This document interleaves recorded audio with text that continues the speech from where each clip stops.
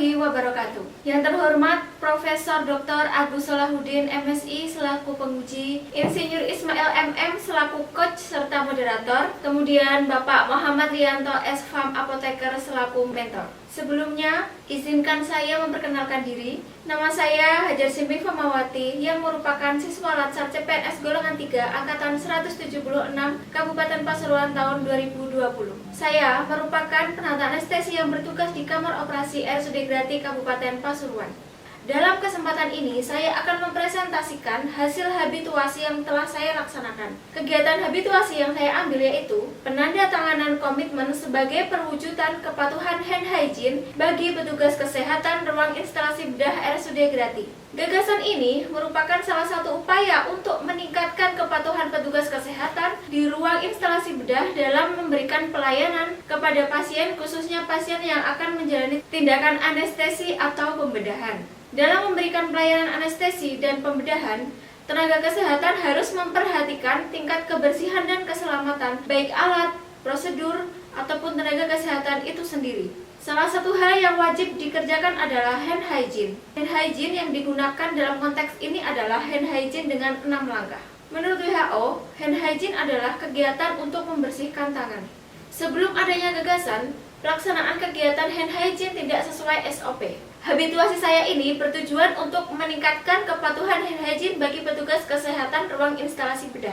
Kemudian setelah ada gagasan ini, terwujud peningkatan mutu pelayanan di ruang instalasi bedah dengan memperhatikan 6 standar keselamatan pasien.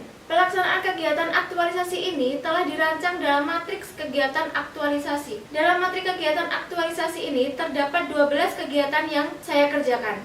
Berikut adalah kegiatan yang telah terlaksana. Yang pertama, saya melakukan konsultasi dengan mentor. Konsultasi dengan mentor ini saya lakukan pada hari Senin tanggal 17 Februari 2020 dan hari Rabu tanggal 26 Februari tahun 2020 dengan hasil nota dinas, lembar konsultasi, notulen hasil kegiatan, dan dokumentasi kegiatan. Kegiatan yang kedua yaitu koordinasi dengan rekan kerja. Kegiatan koordinasi dengan rekan kerja ini saya laksanakan pada hari Rabu tanggal 19 Februari tahun 2020. Hal ini menghasilkan lembar konsultasi, SOP cuci tangan, dan dokumentasi. Kegiatan ketiga yaitu konsultasi dengan coach. Konsultasi dengan coach ini saya laksanakan pada hari Jumat 14 Februari tahun 2020. Kegiatan ini menghasilkan nota dinas, lembar konsultasi, notulen hasil konsultasi, dan dokumentasi. Kegiatan yang keempat yaitu koordinasi dengan kepala ruang instalasi bedah. Kegiatan ini saya lakukan pada hari Senin tanggal 17 Februari 2020.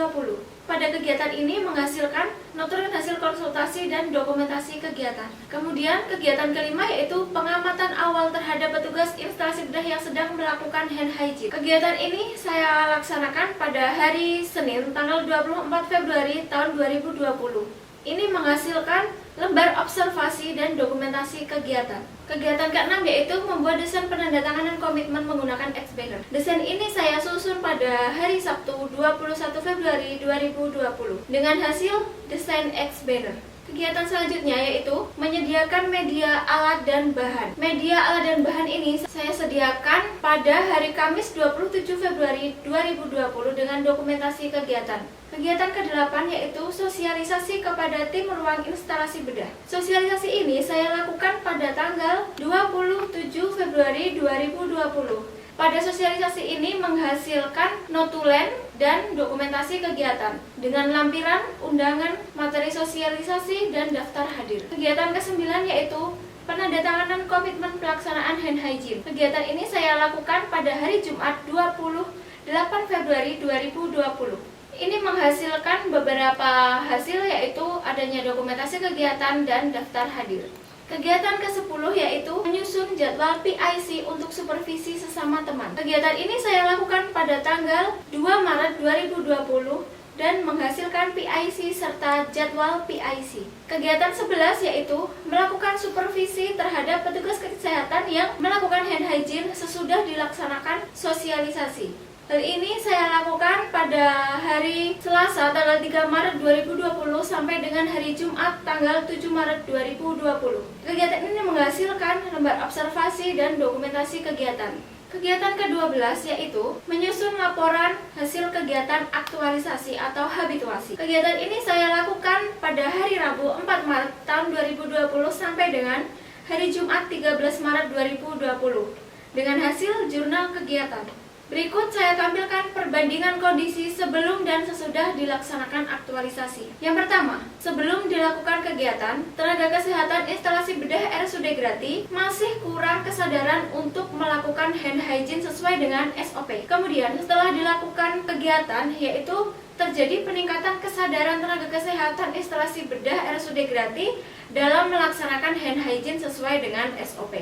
Yang kedua, sebagian dari 23 peserta sosialisasi yang terdiri dari petugas instalasi bedah menyatakan hand hygiene hanya sekedarnya saja. Kemudian, setelah dilakukan aktualisasi, seluruh peserta sosialisasi yang terdiri dari petugas instalasi bedah menyatakan komitmen untuk melakukan hand hygiene sesuai dengan SOP. Kemudian, refleksi hasil pengamatan awal dan analisa akhir dari kolom before dan after dapat dianalisis sebagai berikut, yaitu penandatanganan komitmen sebagai perwujudan kepatuhan hand hygiene sesuai SOP bagi petugas kesehatan di ruang instalasi bedah mampu meningkatkan kesadaran terhadap hand hygiene sesuai dengan SOP, sehingga penandatanganan komitmen ini benar-benar sebagai pengungkit kesadaran petugas kesehatan bedah dalam melakukan hand hygiene sesuai dengan SOP. Kemudian yang ketiga, petugas kesehatan di ruang instalasi bedah sebelum dan sesudah dilakukan penandatanganan komitmen mencapai 55% yang diukur melalui lembar monitoring evaluasi dengan 7 macam penilaian. Setelah dilakukan evaluasi, ketidakpatuhan ini menurun menjadi 25% yang diukur melalui lembar monet. Setelah dilakukan penandatanganan komitmen, maka kesalahan petugas kesehatan instalasi bedah RSUD Grati menurun 30%. Sesuai hasil dari aktualisasi dalam habituasi melalui